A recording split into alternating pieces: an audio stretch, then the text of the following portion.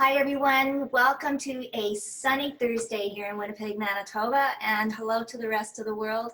Well, I know we've been talking so much about COVID-19, isolation, and what is the new normal, but this time we're going to talk about someone that is so dear to your life, that has made an impression on you, that guides you, that loves you, no matter what, and that's your mom, because Mother's Day is coming up this Sunday.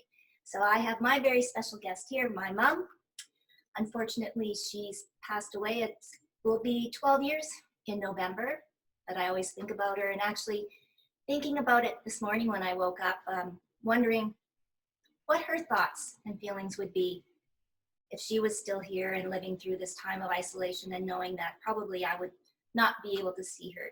So part of my heart is thankful that she hasn't had to feel the isolation and the mental anguish of not being together with family, but I also do miss her.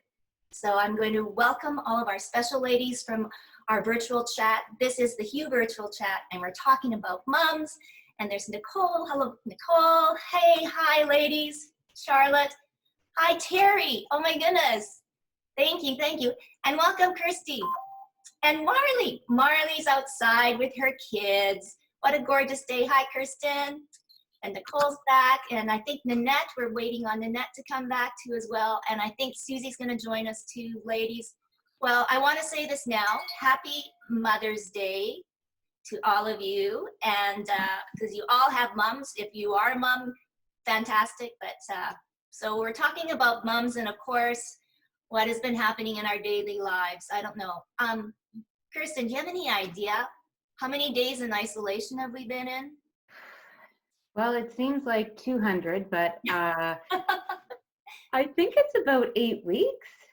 I think we're in our 8th week. Like it's way over 40 days. We all just say 40 days. I kind of think about Noah's Ark in 40 days and 40 nights, but I think we're well past that. Hi, Susie.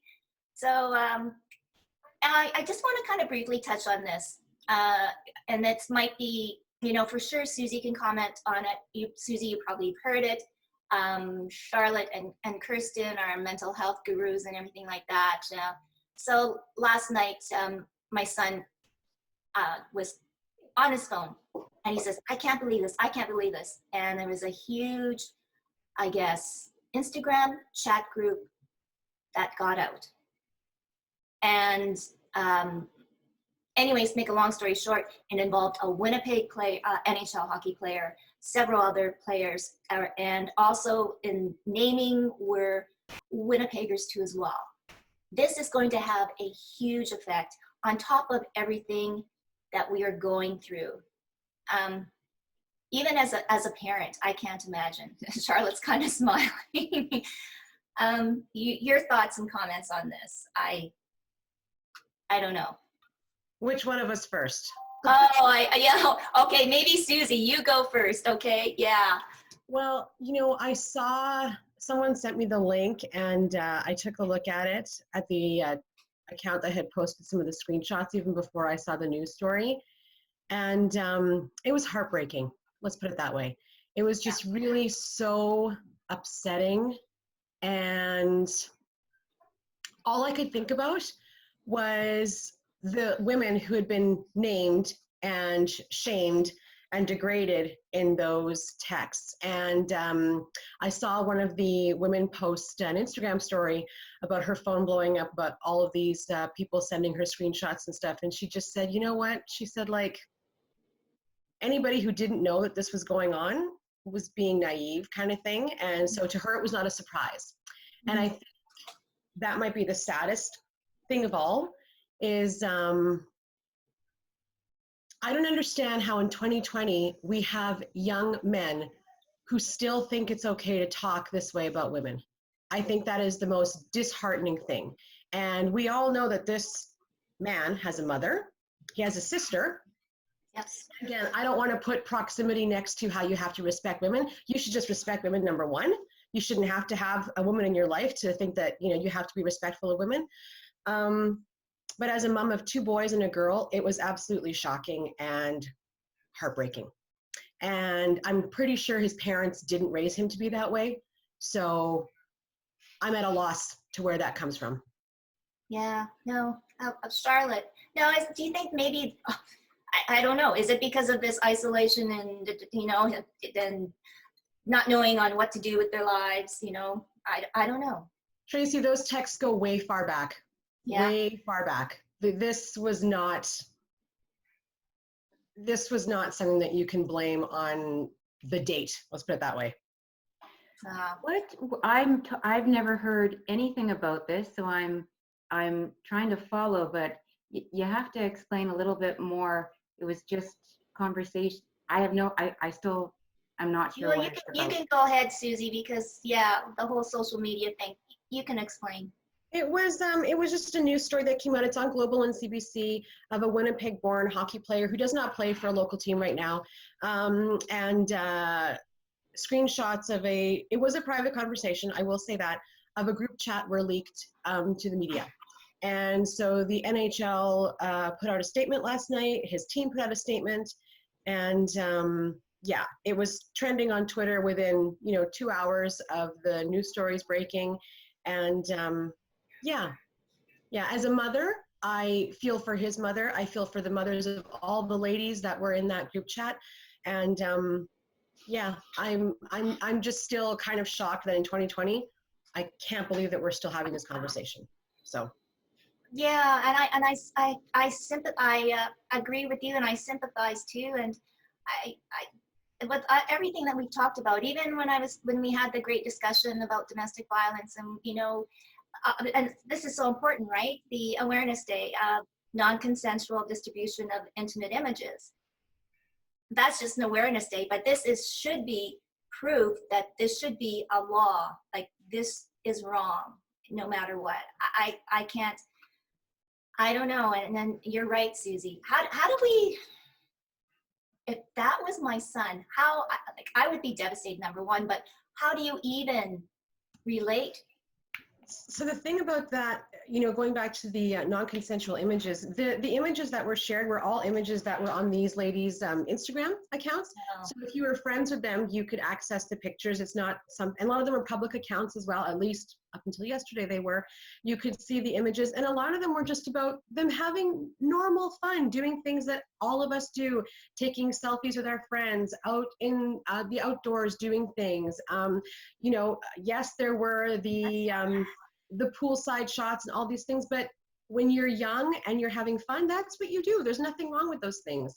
And the comments that followed these screenshots were just abhorrent, and really, really disheartening to see.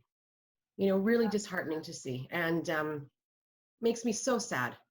And the thing about the pictures, though, some of the ladies did go on their Instagram and kind of clap back at what was being said about them, and I fully support that, because it's just like, on the same day that Adele is getting slammed for her new body image, which is she's lost some weight, and so she posted some pictures on social media.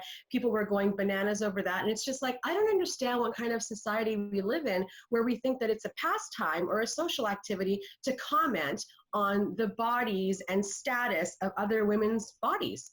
Like, one of the ladies in this group chat had just had a baby, and they were commenting on how fat she was. Like, in what universe is that okay? Like, that's just not mature, it's not cool, and it's just ignorant, really. Wow.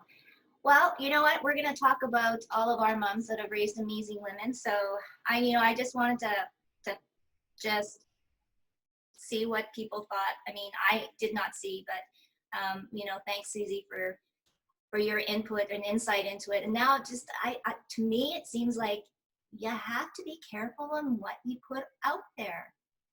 Really? Right? Charlotte's nodding her head, right? What do you think, Charlotte?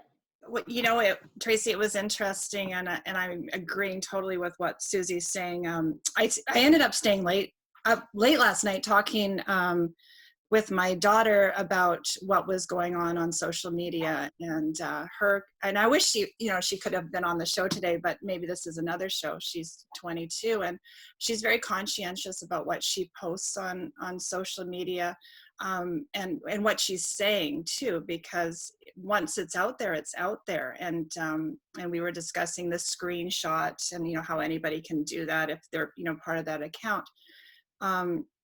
The other thing that we were talking about is my partner actually coached him in high school hockey. And so we were just discussing years back of, you know, and we were also talking with a friend who played at a high level hockey down in the States too. And so there was lots of stuff going on with guys last night, and, you know, in talking about what was playing out. And a bit about the norm of that locker room mentality, and how it's okay to talk that way. And the one conversation that with the young hockey player who used to play down in the States, he was saying how for him, it was very uncomfortable in hearing those conversations, because if you spoke out, you were shamed about, you know, like, why are you doing that? But then the guilt of not speaking out when you knew it didn't feel right what was being said. And so there's lots of conversations going around with men about exactly that, you know, not addressing it properly. And I think, Charlotte, you know, to your point too, this is not a way to paint a picture of all men talk this way, because they absolutely don't.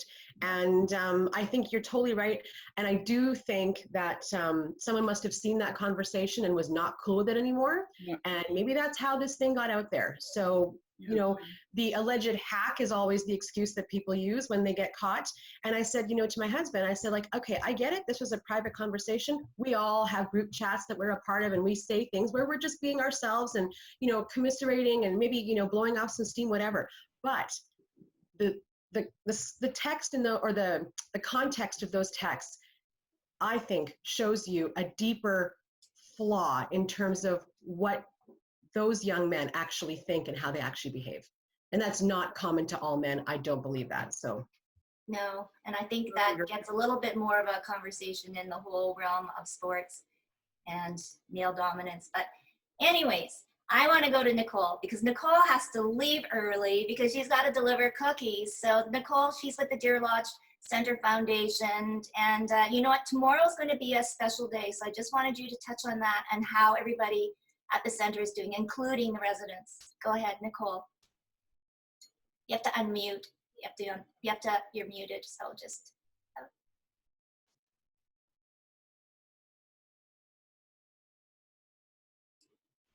There, can you hear me now? Yeah. Okay, Good. beautiful. So tomorrow marks, and thank you, Tracy, for letting me go. The staff foundation is giving treats to all the staff today. We're handing out cookies that were fresh baked here in Dietary, so we're excited about that. But tomorrow marks the 75th anniversary of VE Day, and it's a big celebration for our veterans because they were there.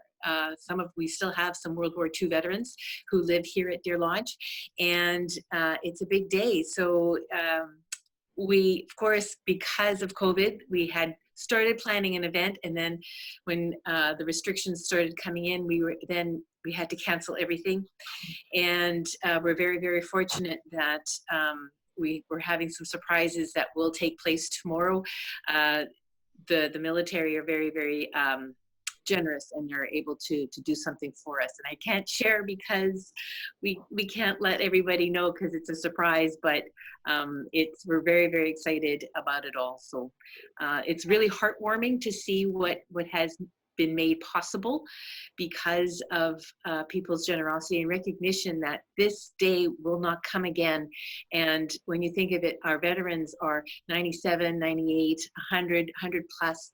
So, you know, the next time there's a big anniversary, say the 100th anniversary, these people will not be alive. They won't be with us. So to be able to mark this occasion tomorrow, we're really excited. And the RCMP as well have come forward, and they're going to do something special for us. Well, we can hardly wait, and I hopefully the residents are good. I guess there must be some confusion. Yes, and they're going to be told tomorrow, so we're just to make it all as a big surprise. So tomorrow we'll let everybody know. And you know, we've also been so fortunate, Tracy. There's people who have been very generous giving food, and for tomorrow as well in particular. And Tracy and Kevin, we're so grateful to you for your generosity and just recognizing the day for and what it is. And Tracy, you've been so good to us in just this last year, and it's been wonderful to be working with you. You've produced some beautiful videos that have really told the story of who Deer Lodge is, and we're truly grateful for all of that. Well, it's been my pleasure, and it's been a real experience. And just to fill you in, so we're going to be feeding their healthcare workers that are working directly with the vets tomorrow. So we can't give the food to the residents, but certainly want to pay tribute to the frontline workers at Deer Lodge Center. So it's been so nice that your center is actually opened up for this. So we can hardly wait. Yeah, Yes. Do you want to give a shout out to your mom before you have to go? Yes, my mother, it's a special year this year in our family. My mother turns 90 this year. I turn 60 this year, and then my son turns 30. So when all of this craziness is done, we're going to have a beautiful family photo so that we can show those big milestone birthdays. So my mom is just a spectacular lady. I'm truly, really blessed to have her in my life. Well, take care. We'll see you tomorrow, and Yes. Send your mom your love. Yes, Okay. and thank you so much, Tracy. We'll see Bye you. now. Bye-bye. Bye-bye. I'm going to go over to Christy. Welcome, Christy. Hello, Christy, thanks for having me. yes, it's so nice to see you. Yeah, so just a little bit, Christy runs, or she is a director of the Thrive Community Thrift Shop. Did I say that right? Thrive Thrive Thrift Shop. Say that 5 times. I know, Thrive Thrift Shop, which is part of Thrive Community Support Circle. And formerly used to be more well known as the Spence Street Thrift Shop. Yeah. But you just rebranded. But anyways, tell me a little bit on how you've been doing through all of this, and have you reopened or not? We have not yet because, well, our store is run by about 50 to 65 volunteers a month. So they're, I had to, when the government announced, was it last week, that they were relaxing the retail regulations, I spoke to my supervisor, and then I emailed all the volunteers and had to see who's comfortable and coming back. Yeah. We have people that, work in the warehouse, then we have people who work in the store. The warehouse obviously would be a little bit easier to manage, but with customers coming in and out, how does that look like? A lot of the people that we deal with have intellectual disabilities or coming out of, mental health crisis. This is their first job. They could be experiencing a lot of anxiety. And so I was really interested in seeing how many people were interested in coming back, and there were quite a few. Oh. But obviously they said, we will come back as long as, there are ample masks, few customers, and the other thing too is that because we're a thrift shop, we're not like Superstore. They're not coming in and buying their 6 items and leaving. They're coming in to peruse. They're coming in to chat. They're coming in to, some people, stay for an hour looking at every single item. Mm-hmm. And we're a social aspect of their lives. And so what do we do there? Is there a time limit, or, how many people do we allow in the store, as well as how many volunteers? How do we social distance them? A lot of them would be coming with strollers with many kids. They sort of unleash their children so that, mom can, and, we have a toy section separate from the ladies' wear specifically so that, mom can shop. So we had to discuss that. And so we're hopefully receiving all of the safety supplies today. Mm-hmm. And then we'll slowly get the warehouse workers back in next week. And then we will slowly open up, and we'll have, a door policeman only allowing so many people in at once. And then we'll just see how it goes. I'll just explain to the customers, we don't know what's going to work until we start opening again. Yeah. Before they announced this, over the last month or however long we've been in quarantine, we haven't been open, but I have been working either from home or the store. And it's so exciting because typically I'm immersed in the store. I'm immersed with the volunteers. I'm helping them. And so with no one here, like I'm at the store right now with no one here, I get to work. I get to work on reports, and I get to do some funding applications and just some like basic filing and organizing. And so that's been really, really exciting for me. And it's funny because a lot of the other social enterprises in the city, we have Zoom meetings, and they're doing these, you know, really grand things like transforming their store into a homeless shelter, or repurposing their programs and focusing on a completely different aspect, like, you know, offering art workshops or, you know, art therapy workshops. And then everyone stops me and says, Christy, what is Thrive doing? I'm like, I'm just working. Like, I'm just, you know, it's almost like mom gets to clean the house fully without the kids here. Like, I'm doing the baseboards, like I'm doing the deep sort of cleaning that I never get to. And so that's been really therapeutic for myself. Mhm. So, yeah, so I'm looking forward to opening slowly. And yeah, just it'll be exciting to see our customers, the community. Right. Yeah. We also have a resource center, Mhm. and so they have been open, offering emergency food and baby supplies to the Oh, community. good. So, Yeah. Christy, I've got a question for those of us that want to donate. What are some of the things that we have to do? Or no, we're not accepting any donations right now. No, we are. Yeah. I'm here right now. I got up in the beginning of the meeting because I just noticed my uncle showed up with a van full of stuff. So I just had to go open the door for him. We are accepting donations, however, because everyone is purging and spring cleaning.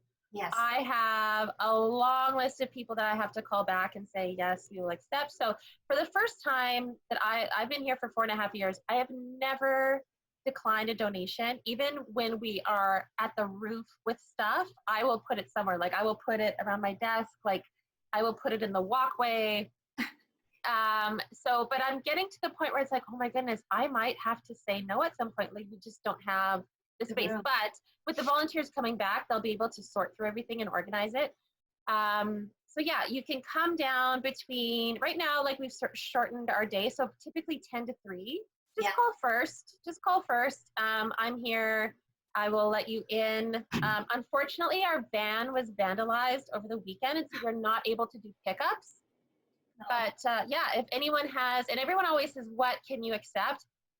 Anything, like anything that you have in your home, anything that you have in your garage, we will take, as long as it's not like an old TV or something, you know, something that doesn't work or something that's slightly damaged. But we will take anything. So what is the phone? Yeah. What is the phone number people can call just for now? And then you can write down your website, and we'll have that posted on Facebook too. Okay? Sure. So it's 204-783-9281. Perfect. Yeah. Well, thank you. Well, I want to say hi to Terry. We're going to talk more about your mom too, Christy. But Terry, how you doing? I'm good. How is my sound? Very good. You Oh, sound good. awesome. Good. Yes. Yeah. So I'm on my old computer. thank God for some old things, right? Yeah. No, I know. My new one, no. I have no idea why. But anyways, I just gave up. So I'm on my old one, and it works fine. Yes. So I'm going to go by Zoom as well. Oh my goodness. Well, we haven't talked for such a long time. You came on, and then so it's been a few weeks now. So how have things settled down for you with Well, your we're students? settling. Yeah. We're fully ingrained in, I've got 4 programs online, all in Sytnyk. And actually we're doing very well. We've captured most of the students. We're lagging a bit on our youth program to capture everybody, but I'm running full culinary arts, hospitality, office administration, and a youth program. So we're on group chat, and then we also we decided on Microsoft Teams, and Yeah. the students can see each other. Yeah. And then I've got all of their work successfully now is online. Wow. So we've got a couple of students that are back in the First Nations and no internet. So we've been kind of, I'm not sure what to do about that, because we can't even use because they don't have satellites. They don't, you know, Yeah. it's a whole different system. So, but what they're doing is they're doing some work, and then they're taking pictures. And so in culinary, of course, they write out their recipes, take pictures. So that's it's going not bad considering everything. Yeah, considering when we last talked, it was like, where do we start? But Oh, it was, yeah. so I mean, and now Terry, I guess you don't see Coco and Keish at all with this. Oh, yes, Oh, you yes. do? We've been visiting. It was a birthday, and so we visited, and I got to do homework with Kishio. And Good. yes, and it was about his mother. He had to do things about why she was awesome and why he loved her and all of those things. That was very interesting. And Coco is always interesting. So yeah, no, if I have visited them, so it has really brightened our days. Yeah. Yeah, no doubt. I mean, and so Marley is Terry's daughter, and she's got two lovely little kids. We lost her. She's outside. So in all of this isolation, she made her husband, who I kind of think is probably her dad, build this fort outside or play structure outside. So I think they're nonstop right now in the sunshine. So I'm going to go over to Nanette. Hi, Nanette. Hey, and you know what? Happy Mother's Day a little early, but tell us about your mom. Happy Mother's Day to everyone. My mom is pretty amazing, actually. Interesting story. Okay, I recently, actually, the past 6 months, my daughter and I have gone vegetarian, and it's for several reasons, ethical, but mainly for me, it's for health reasons. My mother messaged me and she said, I'm going to make some caldereta. Now, caldereta, she's famous for it in our Filipino community. It's the most amazing dish, but it's made with beef. And she's like, I'm going to make some. Would you like some? And I can't say no, you know? She's my mom, and she did this with love. And she's like, I know, you know. And I said, Mom, just make it, because it just brings me back to her. You know, she's like 10 minutes away from me, and I don't get a chance to see her, but every little thing that if she can do, just like she's like your typical mom, you know, you just wants to do something small, even if it's just to make your favorite dish, even though she thinks, yes, I know you're vegetarian, but it's something for you. And so I had some, and it just brought me right back to her. And so she's phenomenal. She will do like the smallest thing. I go over there before all of this, go over there. I can't leave the home without bringing something back home. So yeah, it's times like that I really miss her, and it's nice to really connect with her. But yeah, she's phenomenal. She's very active in the church community. She does as much as she can alongside my dad. They're partners in crime, really. And but yeah, she does what she can, like all moms, you know. Yeah, like Pretty all cool. mom. Yeah. How about you, Kirsten? How's your mom doing? Oh, you know, my mom's doing great. She's a little bit bored and frustrated. Yeah. Yeah. But my mom and dad had to come back early from Palm Springs. They spent half their year at a home they have in Palm Springs, so that kind of cramped their style to begin with. But they took it all very seriously and got back home.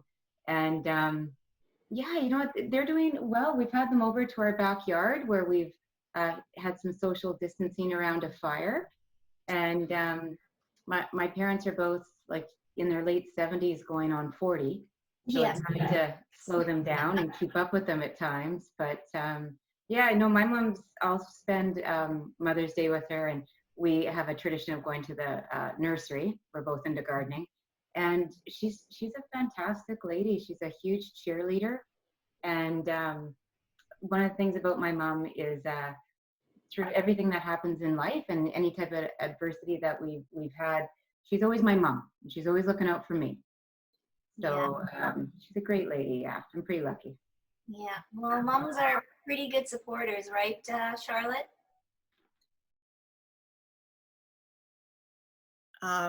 You know what? They really are. Kristen and I run a parent support group that Wednesday nights virtually, and when we go back to normal, we do it at Grant Park High School as well. And we had some amazing moms on last night, and we talk a lot about parenting. You don't get an owner's manual with a child, and we're driving home the messaging of we're all doing the best we can given the tools that we have and the circumstances. But and I was just going to say a little bit about my mom. Yes, She's down in Florida. So Oh, my mom is Canadian and American, and my brother is American who lives in Florida. So when this all started, he was very adamant that she stay in Florida closer to him as opposed to coming back up to Canada closer to me. So she spends half the year near him and half the year near me.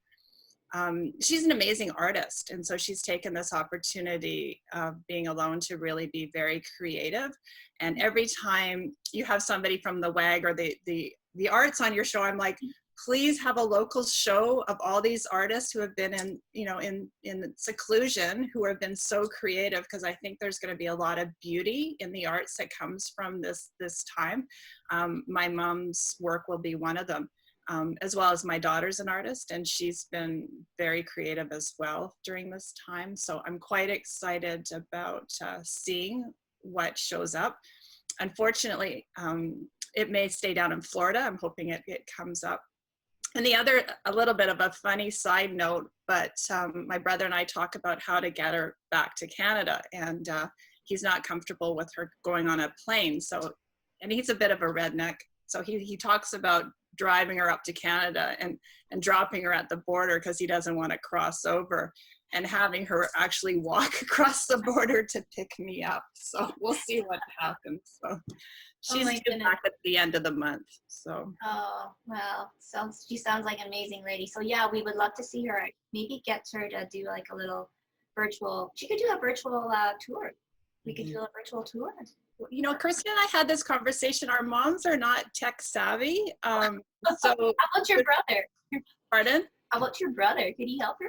Yeah, he probably could. So he's actually he's a great son. He calls her every day. He has done it for years and years. I'm so impressed with what a great son he is. And so, in the conversation earlier, I like to celebrate that I've got a really amazing brother who's really great to his mom too. So. Well, that's so nice. So Susie, I saw the big hug from one of your sons. Your kids are wonderful. They're Yeah, so that was my oldest. That was your oldest. Yes. He's the hugger. Yeah. They're all huggers. Yeah. But Which yeah, is I nice. know. Yeah. So for you, tell us a little bit about your mom. Oh my gosh. So I did a tweet yesterday about, I don't know if anybody has watched, Nanette, you should tell me. Have you watched Never Have I Ever yet on Netflix? Okay. So I did a tweet yesterday talking about how it's full of lies, basically, because she's supposed to be this first generation daughter of immigrants, right? And all the things that she gets to do. And I'm just like, yeah, no first generation children of immigrants gets to do any of those things. So it was pretty funny. So I gotta watch this. yes, we totally do. And then we can chat about it. But Okay. I tell my kids that they would never last like an hour in my mom's house, because even though we were born here, she raised us like we were in the Philippines. Like it was, it was like so strict and so, I don't know what the word is. Nanette, maybe you can help me. But yeah, it was just like, there's no arguing. There was no nothing. It was all about, go to school, get your education, and then you can do whatever you want, kind of thing. And I guess, when you fight and struggle to get here and to give your kids the best of everything, that is your go-to answer for everything. So I guess it turned out okay, because I'm sitting here right now. So, but yeah, she's a tough nut. And 3 years ago, she was in the hospital for an extended hospital stay. She almost died due to a lung infection. So this whole pandemic outbreak thing has been very, it's not been traumatic, but it's reminded me of the trauma that we had in our family all those years ago. And she was put on a ventilator, and we were told many times that she was not going to walk out of that hospital. And to know that there are other families going through that right now is so heart-wrenching. And to know, how hard it is for the frontline workers and for everybody who's in this situation, it's just really sad. She was very stubborn, because she's nothing if not stubborn. And so she did walk out of that hospital, and she just had her 75th birthday in late March, which we didn't get to spend with her, which was very sad. But like someone else said, when we're all able to, we're going to have that family celebration, all those things. But she's definitely a firecracker, so I guess I get that from somewhere. So Yeah, no doubt. And Christy, what's your mom like? Tell us about your mom. My mom is the best. She is like Kitty Foreman from that 70s show. Actually, both my parents. She's Kitty Foreman and my dad's Red. Like, he's just like always really grumpy and curmudgeon. And she's always like every day, like, do you want me to make cookies for your friends? Like, have them over and we'll have cookies. And she bakes and cooks for me, especially during now. I'm like, Mom, I'm not sick. Like, I don't need your help. But every week, she'll call, I have carrot cakes for you. I have bran muffins. I made stew. And then just yesterday, she said, when you guys reopen, I'm going to make everyone cupcakes. She's just that mom. Yeah. Super sweet. Yeah. Just, you have to tell her, Mom, you have to wrap them up in cellophane and disinfect them. And yeah. Oh, that's great. So Terry, I wanted to ask you, which is better, being a grandma or being a mom? Oh, well, the thing is with the grandkids is you can do things that you don't do when you're a mom. And you can, Mom corrects me all the time, Mom, don't talk to them like that. And don't say that to them. But I don't care. I do it anyways because I can. And it's kind of an unconditional love. Like it's, and because you're not with them all the time too, of course you have infinite patience when they come. So it's kind of like the fun, you get to do the fun stuff. So, and when you're a parent, of course, you do have to be serious at times. I know that I wasn't serious all of the time with my kids, but it is a whole different ballgame, and you can't believe that you feel the same way about loving these little things like you did with your own kids. Like you just think about them all the time, and you worry the same way. And especially when Marley will confide and something happened to Kissy with his friend or whatever, and you just worry. But it's the same feeling of love, but I think you get to be sillier, you get to have more fun, you get to Marley corrects me a lot, and that's I don't really care. Okay, so I want, because we're all related, Marley and Terry, in a certain way. But so when you see Marley sometimes, Terry, do you see yourself, or what do you see in Marley that you go, oh, I know where she got that from? Well, I guess it's the worrying about the schoolwork. I told her to relax, Marley, but I could see myself being like really, really hyper vigilant right now. And it's really hard to homeschool. And she was having trouble with Kishio first thing in the morning. He didn't want to do his work. So I said, well, hey, listen, part of the curriculum has got to be phys ed. It's got to be culinary. It's got to be gymnastics. It's got to be on the trampoline. It's got to be other things, dancing, music. So why don't you start the day off like that instead? So, but I could see myself exactly in her, like being so careful with their work. I think it's quite torturous for children to have a teacher for your mother because you're just on them all the time. I mean, long before it was ever popular, because Kevin's handwriting was so poor, I made him learn how to keyboard. So he, like he's in grade 2 and he's learning how to keyboard because his writing was terrible and it's still terrible. So and math flashcards and and reading laboriously with a reluctant reader. So I see that in Marley too, because even though she's not a classroom teacher, she still has that inner, and she is a ballet teacher, which is, and a dance teacher, which also, so she has those characteristics, definitely. And definitely, you know, particularly with Coco, the way all of a sudden she breaks out into song, then she's singing so dramatically, and she's 4, and I think, oh my goodness, that's so Marley, like, and dressed as a fairy princess every day, of course. That's As- Marley. Yes, of course. yeah, Yes. yeah. So definitely the apple is not falling far from the tree. Kishio, he just, you know, Marley doesn't like to hear this, but he reminds me so much of Kevin.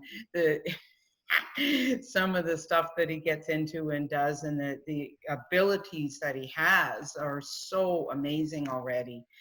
So Wow. I guess that's the other side of being a grandparent. You get to do more observation, not worry so much about what they're going to eat and when they're going to eat and when they're going to bed, and that sort of thing. So you get to see the wonder of their minds, and also you know, the just loving life. You know, Wow. they just Well, love. they get that from their grandma. Well, that's so Well, nice. I So always, nice. yeah, I always hope so, but they sure are a lot of fun. Well, Kirsten, well, you're not a grandma yet. No. I know, she says. No. But, My so- daughters are almost 20 and 22, so we've got lots of Oh. time. Yes. So what traits do you think that you have picked up from your mom, or you see yourself? Well, it's always funny, right? Oh my God, that's something that my mom would say. You know, I think I have some mannerisms that my mom definitely has. I'd like to think that, you know, my mom is a really, really positive person, and she sees the good in everyone, almost to a fault, but she sees the good in everyone. And with her story, she was about my age when she battled cancer for the first time, and she's had cancer 3 times and kicked it every time, and moves on with life and almost never thinks about it again. So she's just, and never worries, and she's just she's a great example of how to live life. Yeah. And characteristics, I think, yeah, I get lots of little comments from my dad. Oh, you're so your mother. I think we're both, yeah, I think we're both kind of just genuinely caring people.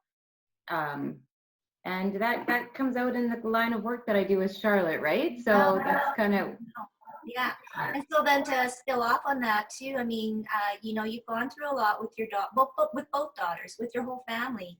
mhm. What do you see in your daughters that you see yourself? Oh, that's a good question. You know, both my daughters, they have a lot of similarities, although they're very different as well. But they both have such good hearts, and they're both very, very kind. And you know, they're both really into social justice. And I'd hate to be, well, I don't even want to tell them about this NHL story because it's going to be flying through this house for a few days. Because they're just they both kind of fight for the underdog, and you know, yeah, they're both really, really great, compassionate. You can't teach compassion, you can't teach empathy, you know, putting yourself in someone else's shoes, and a lot of people sadly miss that quality sometimes, and they just, I think because we've had a lot of adversity in our family, we've come out the other side with these awesome gifts of empathy and compassion, and just looking at the world a little differently. And you know, they're awesome. I drive them crazy too, but Well, that's part of what mom do, right? Yeah, right? yeah. Wow. Wow. Well, that's great. Yeah. Nanette, how about your kids? Now we heard about your mom. So, Oh, wow. My daughter, yeah. she is very not like me. She's not like me. She's I'm more, I need time to think. I need time to, you know, with her, she's already formulating something. But as far as like in the brain, she is very much like her father. Physically, she's like me. We have the same, like I will tie my hair in a top knot and I've got, a cardigan on. That's my uniform for the house. And she's walking around the same. My husband will stop and I did not know if that was Miranda or if that was you. And so yeah, she's my mini me. She really is. But he says, sometimes when she laughs, she sounds just like you. She'll laugh just like you. And so it's nice to see that little Yeah. thing, but no, she's in her brain. She's got the mathematical, analytical mind, just like her dad. And No, you're an engineer too, so come on. yeah, Okay. well, Yeah, well. yeah, my son is more like me. He Oh. is, he looks like his father, a Filipino version of his dad, but he's the way he thinks is very much like me. So Yeah, there's something there. yeah, I think so. Christy, what traits do you have that from your mom, do you think? Oh, that's a good question because I'm so much more like my dad. Ah, Her and I were both very curious people. mhm. She loves a good adventure. Whenever there's something like a friend of mine works at Stony Mountain Penitentiary, and she said, "Do you want to come for a tour?" And I said, "Yeah." And I knew immediately that my mom would want to go. Oh, wow. Just like, yeah, just stuff like that. So I'm always calling her, going, "Guess what we're doing? Guess where we're going?" She's like, "Okay." She's just sort of up for anything. Aw. And yeah, that's where we're very much alike. Well, that's cool. I would like to go next time you get a tour of the penitentiary. I would like to go. All right. Charlotte, you've got a full room of ladies, lovely ladies. I know, and again, like in Kirsten's story, you've been through a lot, and but your mom too must have made an impression and helped you and guide you too through everything. Yeah, my mom has been through a lot of trauma in her life, and just seeing how she had managed to survive that. She was in a car accident with my two brothers, and one of my brothers passed away in the car accident many years ago. So as I journey in my mental health Mm-hmm. career and knowledge, you start to reflect back on what it was like for her to go through that, losing a child. He was 11 at the time when he died, and really how she survived it and how she has flourished as an artist and as a person, and I really celebrate that. And so reflecting on my own life, you start looking at the things that you've gone through, and using her strength as a beacon to for finding your own strength, and yeah, just really celebrating that. So I bring it up on Mother's Day and her birthday of how proud I am of she's still here, and she's flourishing, and she's able to see the beauty and love in the world after lots of tragedy. And my girls celebrate that too about her, and they have a great strength of themselves that I think comes from the strong women, my mother, my grandmother, and me too, and hopefully they carry that strong mother, daughter, woman role into the next generations too. Well, just before I go to Susie, I wanted to share with you ladies, there's a wonderful article that I read in Chatelaine, and it was a story about a mom and her daughter. And her daughter is in that 14-year-old teen angst, like, she's trying to break away from her family, the black eyeliner, the hoodies, the darkness, the shut door on her phone all the time. Like it, almost like it would happen overnight. So this was pre-COVID. And then this isolation and everything brought actually her and her daughter closer together because they actually had to spend time together. So it was like when the mom says, "Hey, do you want to go for a walk?" It wasn't like looking at her like she was an alien. She says, "Sure, we'll go." And her daughter slowly started opening up to her, but her mother always knew, like, okay, I can't say anything, just let her talk, because if I say something, she's just going to shut down, and she'll just say, "Oh, I knew you were going to say that. That's why I don't talk to you." and we've all heard those words before, like, we're so dumb. But it was so beautiful at the end that they found hope. They saw what their daughter will be as a young adult, hopefully. Like, they understand that she might go back, towards those angst years. And, Charlotte and Kirsten, you've gone through that with your daughters. And it was just a beautiful story to hear in this light and day of where we're all talking about mental health and wellness and, what isolation is doing. And it's actually, in some cases, isolation is bringing people together. I mean, even in Christy's comment saying, she's so happy. She's actually being able to answer her emails. She answered me back, and doing the things that she needed to do.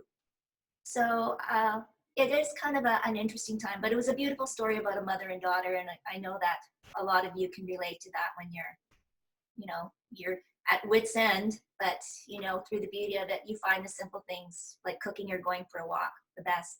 So, Mama Bear, Susie, what has your mother given you that you have now brought forth to your children? As she's scrunching her lips and she's smiling. I'm pretty strict with my kids, actually. Yeah. So yeah. as much as I complain about my childhood, which was very strict and very, authoritarian, I would say, I try to take the good things from that and bring that into how I raise my kids. Because all I needed when I was a kid was just a little bit of freedom, right? Like, every kid needs a little bit of freedom, right? And I wasn't allowed those kind of things. And it created a divide between me and my parents, because I could never be fully open with them, I felt. And so I never, ever want my kids to feel that way. And so I take those feelings that I had when I was a kid and I think, okay, so you want the result to be sort of the same. Mm-hmm. You want your kids to be confident and to feel like that you are their sanctuary. That's the word that I always use when it comes to describing my parenthood, is that my parenthood, my mothering, my husband's fathering needs to be these children's sanctuary. No matter what's happening out in the world, this needs to be the safest place for them at all times. So how do I create that atmosphere? By being open and honest with them, and by listening to them, and by really kind of learning who they are as people and who they want to be as people, and letting that be okay. The thing about parenthood, I think, is that when you become a parent, it's not about trying to make your child into somebody that you want them to be. You have to love them exactly for who they are. And I think that's something that we get wrong a lot of the time. And I am really focused on not getting that wrong. I want my children to know and to understand that no matter what, I am their mother and I love them no matter what. I would dive in front of a bus for them no matter what. And I really think that, you talk about mental health and you talk about self-esteem, all these things. We can't use our children as a mirror or as something that we need to mold, Right.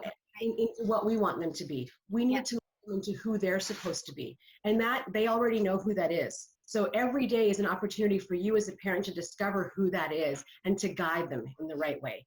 Guiding is not changing. It is not, fundamental. Oh, there's your guy ducking in the background. I know. It's allowing them to be fully and wholly and happily who they already are. Yeah. Well, I mean, yeah, it's just it's a crazy world. But we try and do our best, and it's everything in light of what's happened on social media again, and like self-esteem. What does that mean anymore? I don't know. I mean, when you're posting your life out for everybody and anybody, it's a tough world now, I think, to be a parent. I don't. It is. We look at Dr. Gabor Mate is a really excellent doctor and psychologist, and has dealt with addictions and all kinds of things, and as well as things like ADHD and all those things in children. And one of the things that he always focuses on is that it's our job to protect our children and to advocate for them. And that's all I really want to do for my children, is to advocate for them. And whatever they need, whatever they, that self-esteem piece, that needs to come from us as parents, because if they get that from their peers, they're already getting it from a group that has no idea what they're doing, right? We need to be the beacons in their life. And if we're not doing that, they're missing out on something, and we're missing out on something by not facilitating that relationship, I think. Yeah. Wow. So anyways, I want all of you to have a very, very happy Mother's Day. I don't know how you're going to spend it. I guess there's no Mother's Day brunch unless you're making it for Okay, yourself. so What? there are some restaurants that are open that have Mother's Day brunches for pickup. You have to order by like noon today, maybe not 1 o'clock, but you can get it done. Check it out online. It's possible. Okay. Well, thank you so much, Susie. And and next week, we're all going on a shopping spree. So you have to join in on Tuesday. That's all I'm going to say. Yeah. And then Thursday's going to be Get Fit. Before we go, this lovely lady here is my mom. It'll be 12 years in November that she's passed away. But Terry, there's Hiroko. But anyways, I miss her, but I'm happy that she doesn't have to go through this. So she's in a much happier place, and she joined in the conversation, and she sends all of her love to you. So have a great and safe weekend, ladies, and we'll see you on Tuesday. Thank you. Bye-bye. Happy Mother's Day, everyone. Bye. Bye, Christy. Happy Mother's Day, everyone. Mother's Day. Mother's Day. Happy Mother's Day.